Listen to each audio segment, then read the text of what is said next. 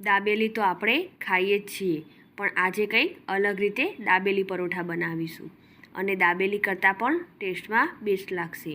આ રેસીપી તમે બનાવજો, ટેસ્ટ કરજો અને તમારા ફેમિલી મેમ્બરને પણ ટેસ્ટ કરાવજો. પછી કોમેન્ટ કરજો આ રેસીપી કેવી લાગી. તો શરૂ કરીએ.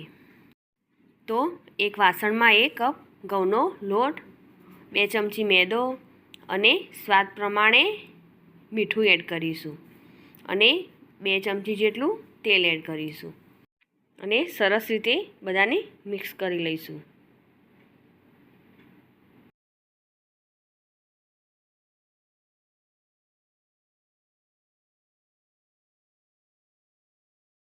બધું સરસ રીતે મિક્સ થઈ ગયું છે. હવે તેમાં આપણે પાણી એડ કરીશું અને પરોઠા જેવો લોટ તૈયાર કરીશું.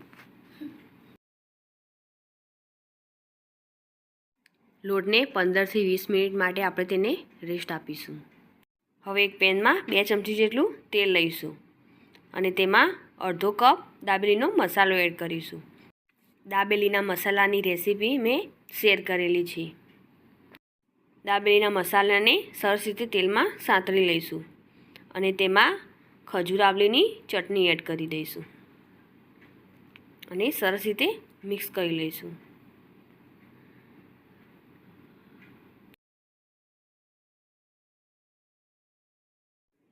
હવે તેમાં બાફેલા બટાકાને મેશ કરીને એડ કરીશું. મેં અહીં 4 બટેકા મીડિયમ સાઇઝના લીધેલા છે.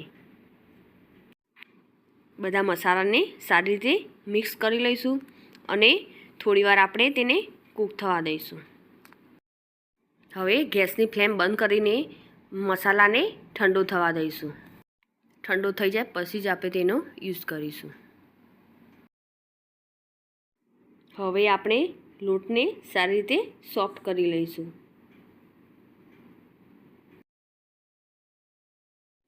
અને મીડિયમ સાઇઝની એક રોટલી વણી લઈશું.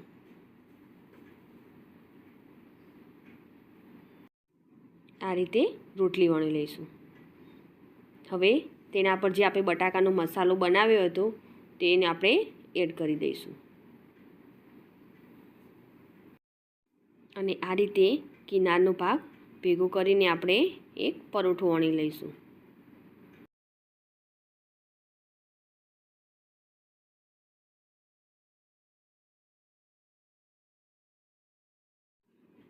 આ રીતે પરોઠો વણી લઈશું. હવે એક તવીમાં તેલ એડ કરીને પરોઠાને સરસ રીતે બંને સાઈડ શેકી લઈશું.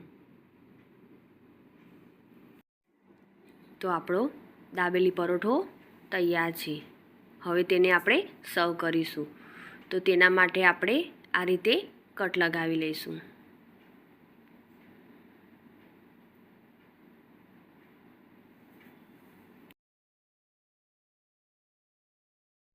હવે આપણે જે કટ લગાવ્યા હતા તેના પડ ખોલી લઈશું. તો આ રીતે બધા પડ આપણે ખોલી લઈશું. હવે તેના પર આપણે ઝીણી સેવ એડ કરીશું.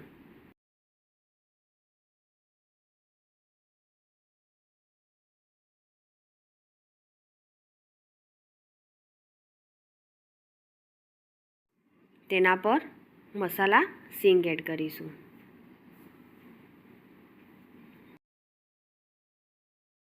મસાલા સિંગ જો તમારે ઘરે બનાવી હોય તો મસાલા સિંગની રેસીપી મેં શેર કરેલી છે.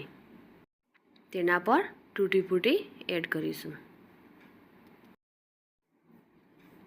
તેના પર ખજૂર આંબલીની ચટણી એડ કરીશું. તો તૈયાર છે આપણો દાબેલી પરોઠો. મારી આ રેસીપી તમને ગમી હોય તો લાઈક કરજો, શેર કરજો અને સબસ્ક્રાઈબ કરજો, જેથી તમને નવી રેસીપીના નોટિફિકેશન તમને મળતા રહે.